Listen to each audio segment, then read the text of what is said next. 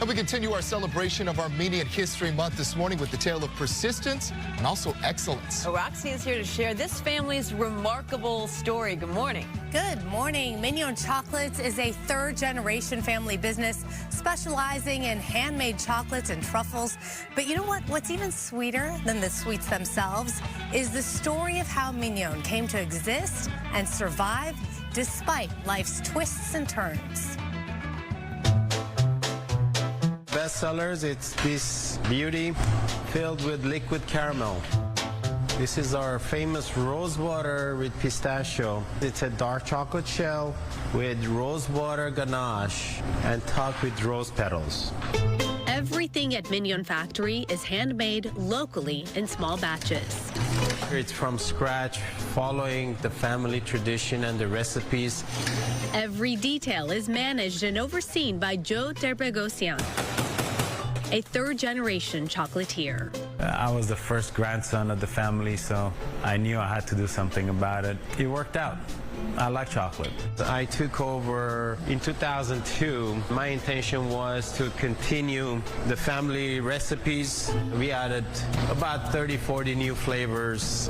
We use a lot of spices these days, such as ginger, cardamom, cinnamon, sea salt. While Joe changes and continues to innovate based on the times. This is our chili pepper. It's a dark chocolate shell, dark chocolate ganache. We use capsicum pepper just to give it a little that extra kick.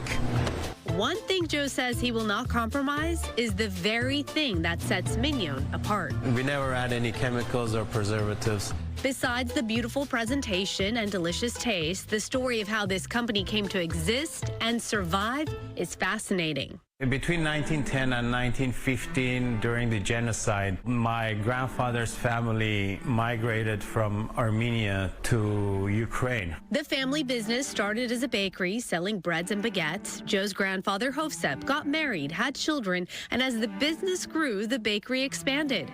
For 20 years, Hovsep operated the business successfully until the start of World War I.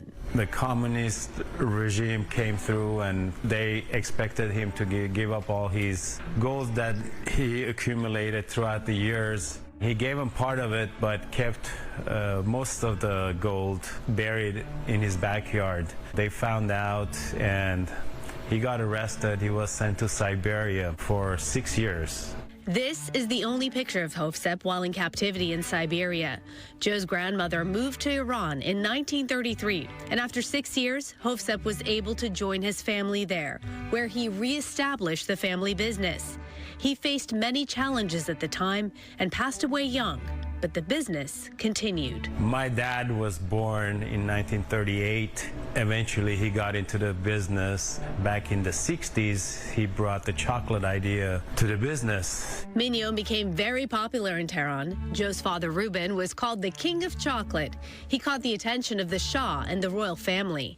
This is Queen Farah cutting her custom-baked birthday cake in 1969, which Ruben personally delivered to the palace. In 2021, Ruben passed away due to COVID complications.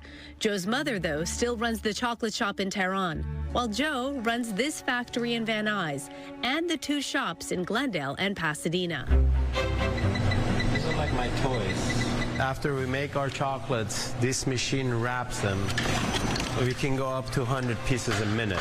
Joe says the chocolate boom in 2014 gave the business a big push, and over the years, Mignon has been able to tap into the wedding and party industry with their custom-made party favors. We can sell over 2,000 pieces a day sometimes. Demand is there, the machine is there, all we need to do is sell it. Having lived in Glendale since 1988, Joe says besides running a successful business, it's important to give back to the community.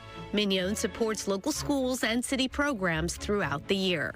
Joe's dream is to continue his grandfather's and father's legacy while sweetening people's lives. When you have children, you love them all at the same level.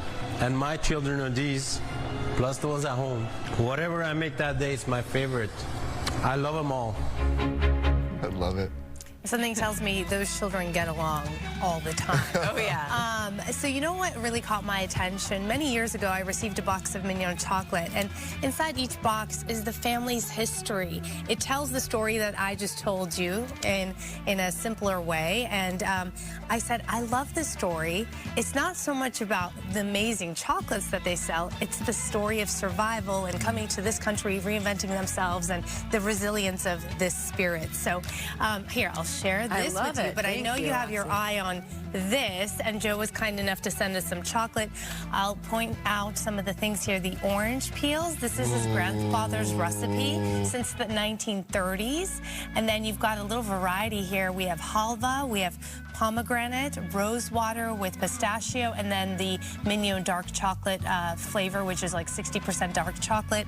And then he also sent Mikado cookies. This is a family staple. It's been in the family since the 50s. Wow. So I will just move this over and, you know, enjoy. Oh my gosh, this is fantastic. It's so awesome, and it's such an important story, and I just think that this is how you continue the legacy of culture. Yeah. A family is by telling the story. Yeah. Thank you, Orazio. Walking into the store, you would never know Yeah. they had this much history. And all right, let's do a taste test, shall we? Help yourself. I'm getting up. Yeah, Melvin. Can I come close to you? Yeah, of course. Mind? No, you can't. take a little like bit these. of anything and everything. But yeah, I think that's what's really amazing about LA. A lot of businesses have these amazing stories. So when you go in, just think about that very fact, you know? I love Wow, this is great. it. This is yummy. On top. We're going to do this at 10 too, so All right, I'll save myself. Yeah, then. save yourself. Gotta Yeah, pace yourself save when it I'm comes. gonna go enjoy this with my coffee. Yeah. A little one bite, one sip moment, right? Sonata, we'll get you some chocolate. Good. Save some for me, Melvin. Jeez.